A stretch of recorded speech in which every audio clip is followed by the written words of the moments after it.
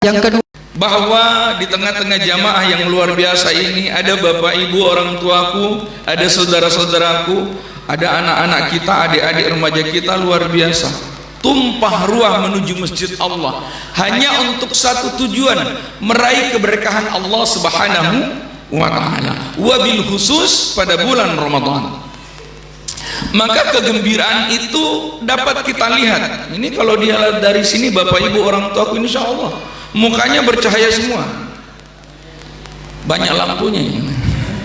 Insya Allah semua keberkahan Ramadan. Amin Allahumma amin. Dan itu adalah gambaran kebahagiaan kita. Bapak ibu orang tua ngajarkan semua, ayo kita menuju ke masjid, anak-anak kita ayo nak menuju. Tanda tangan.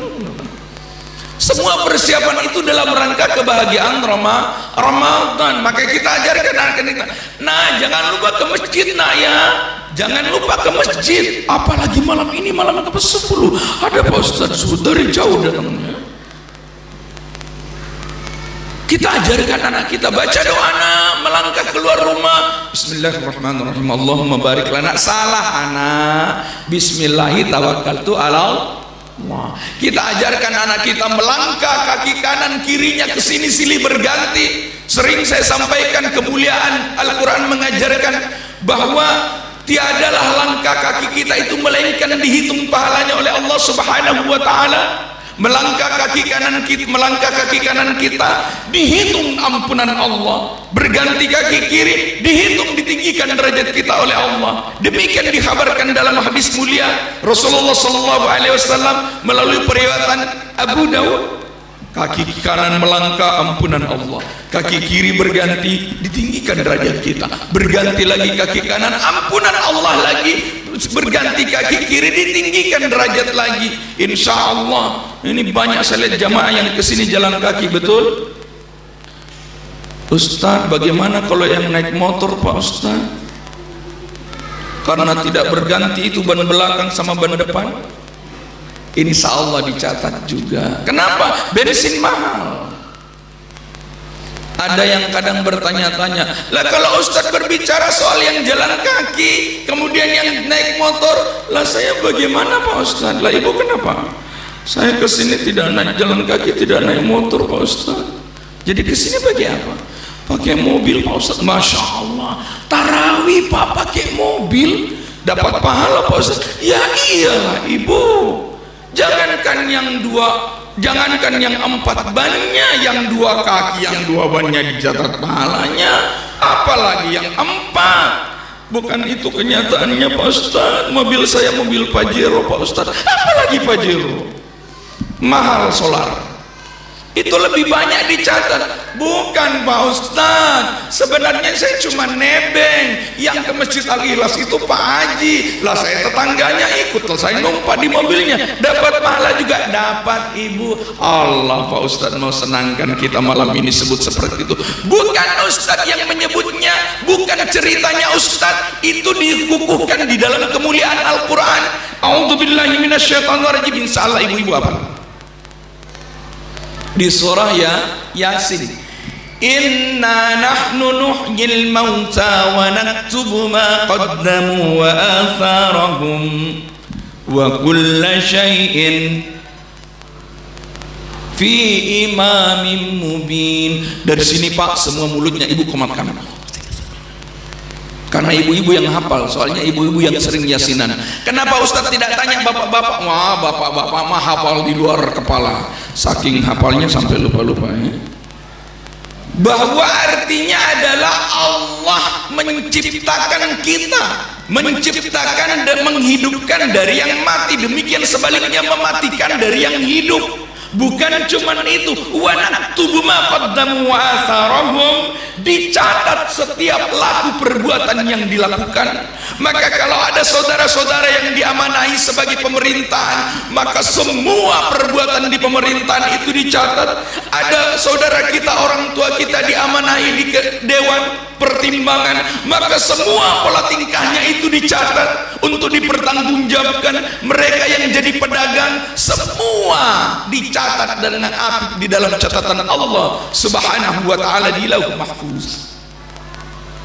Maka fi imamim mubin. Bukan cuma perbuatannya, maka setiap langkah kakinya itu dicatat oleh Allah Subhanahu wa taala. Maka berbahagialah jamaah Ikhlas Sidrak malam ini, Al-Mukhtar, terpilih untuk hadir karena banyak saja orang yang sehat tapi tidak dipilih oleh Allah untuk datang ke sini.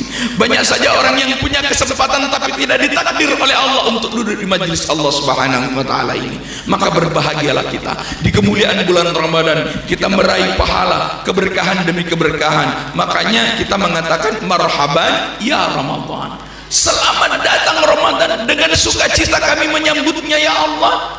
Namun bagaimanakah gerangan kurikulum yang dilakukan oleh para sahabat, oleh Rasulullah sallallahu alaihi wasallam sehingga berhasil di dalam bulan Ramadan? Jelas seperti yang dicita-citakan Al-Quran, kutiba alaikumus syiyam kama kutiba alal ladzina min qablikum la'allakum, hafal dari malam pertama itu yang dibaca supaya bertakwa. Lah pertanyaannya yang hadir dalam diri kita, mana piye carane caranya untuk bertakwa? Bagaimana kita supaya bisa bertakwa? Itu bahasa Inggrisnya, ada jalannya. Maka dihabarkanlah oleh Rasulullah, nawwiru buyutakum bis salati wa tilawatil Quran, hiasilah rumahmu dengan salat dan bacaan Al-Quran. Sebentar jemaah, lihat jam dulu sedikit. Maksimal ikan sepat, ikan gabus, lebih cepat lebih bagus, jauh dekat sama saja. Bapak Ibu orang tua yang dirahmati Allah Subhanahu wa taala, bahkan kita duduk sama rendah kita, berdiri sama tegak kita, tudang-tudang sipulu kita, guyup-guyup kita di masjid yang penuh berkah ini, itu sudah banyak mengundang rahman rahimnya Allah Subhanahu wa taala. Pak, biasa tuh anak-anak tuh nanti sibuk mencatat tuh, apa materinya Pak? Banyak-banyak sholat anak ya, banyak-banyak sholat, jangan banyak membuli temennya, jangan banyak body shaming. Ada yang nanya, kakak ini ustadz datang dari jauh-jauh, di mana Masjid Al-Ikhlas? Kata anak milenial sekarang, kamu nanya, kamu bertanya-tanya, jangan ya, jangan, dijawab dengan baik ya. Bapak Ibu orang tuaku, kita ajarkan anak kita sholat. Mengapa sholat?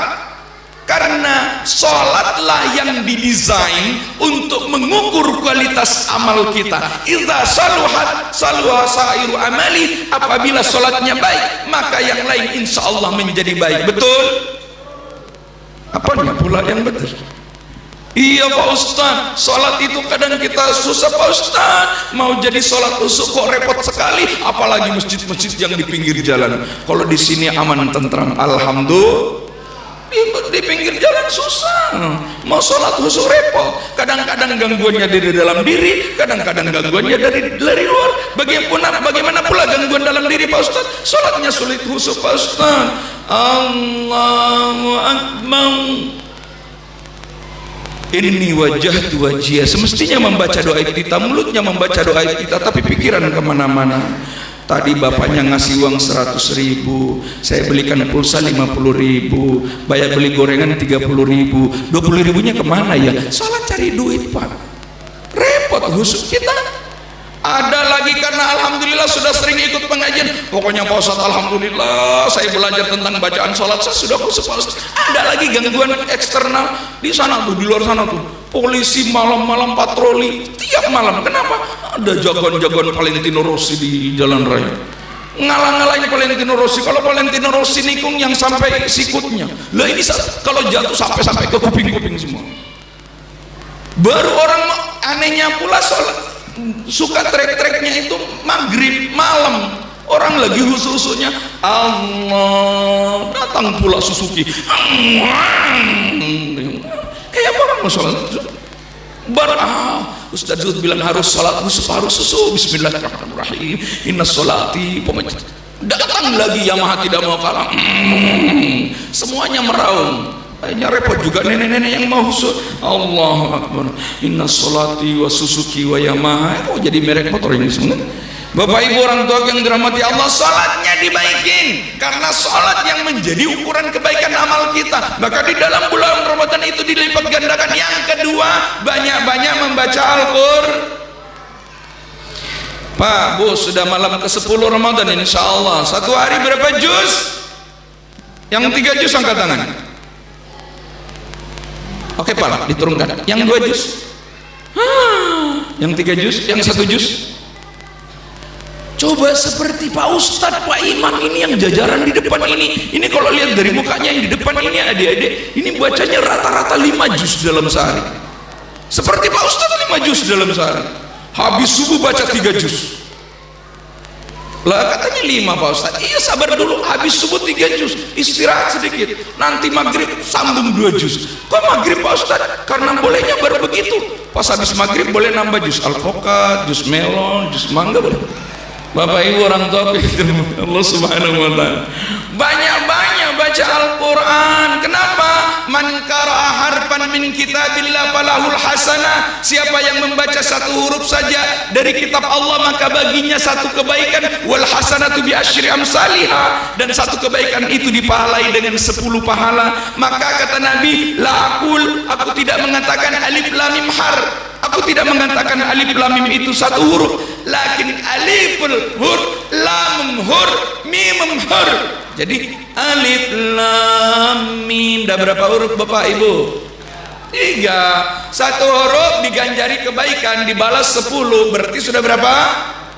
Lalu ibu-ibu dari sini pulang semangat. Yes, Ustadz Zuhud ceramah seperti itu.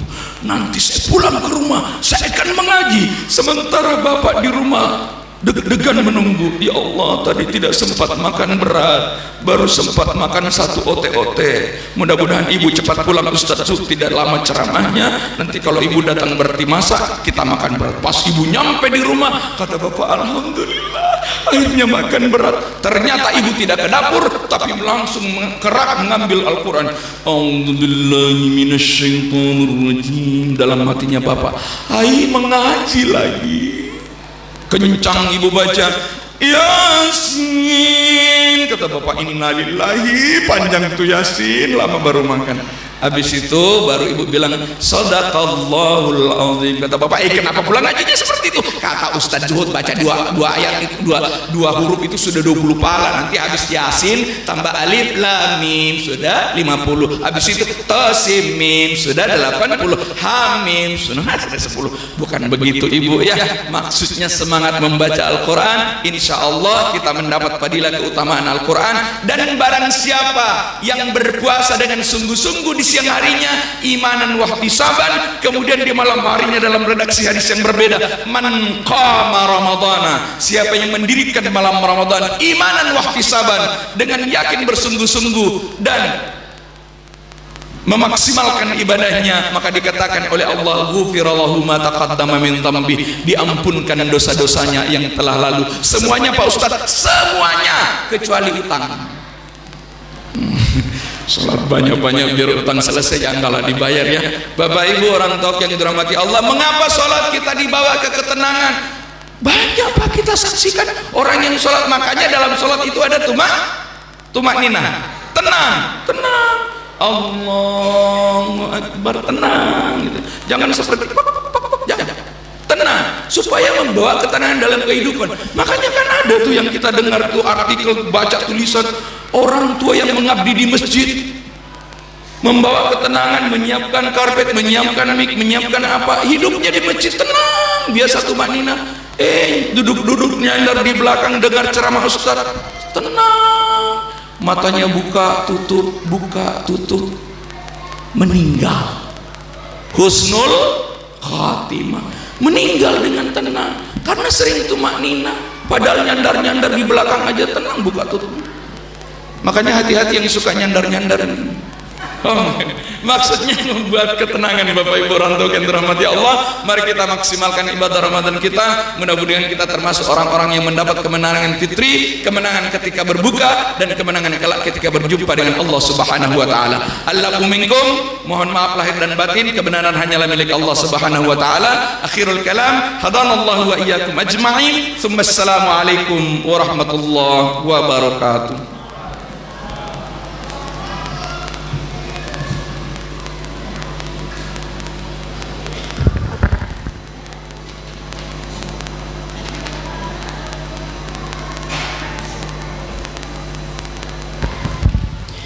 فضلا من الله ونعمة ومغفرة ورحمة يا تواب يا واسع المغفرة يا أرحم الراحمين يا الله.